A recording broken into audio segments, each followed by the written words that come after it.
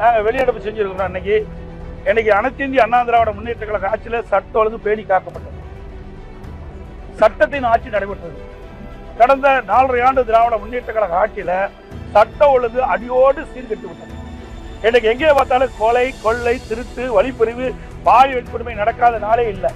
அன்றாட செய்தி இந்த செய்தி தான் வெளியிட்டு எல்லா தொலைக்காட்சியிலையும் பத்திரிகையிலையும் பார்த்தீங்கன்னா இந்த கொலை நிலவரத்தை பற்றி தான் இன்றைக்கு தெரிவிக்கப்பட்டிருக்கிறது. அந்த அளவுக்கு ஒரு மோசமான சூழ்நிலை தமிழகத்தில் ஏற்பட்டிருக்கிறது.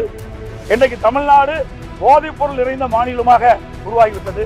இந்த போதைப் பொருளை தடுக்க வேண்டும் என்று பல முறை இந்த அரசை வலியுறுத்தியும் இந்த அரசு செவிசாய்க்காமல் இதற்கு உரிய நடவடிக்கை எடுக்காத காரணத்தினால இன்றைய தினம் தமிழகத்தில் மாணவர்கள், இளைஞர்கள், பொதுமக்கள் போதைக்கு அடிமையாகி கடும் குற்றத்தில் ஈடுபட்ட சூழ்நிலை ஏற்பட்டிருக்குது.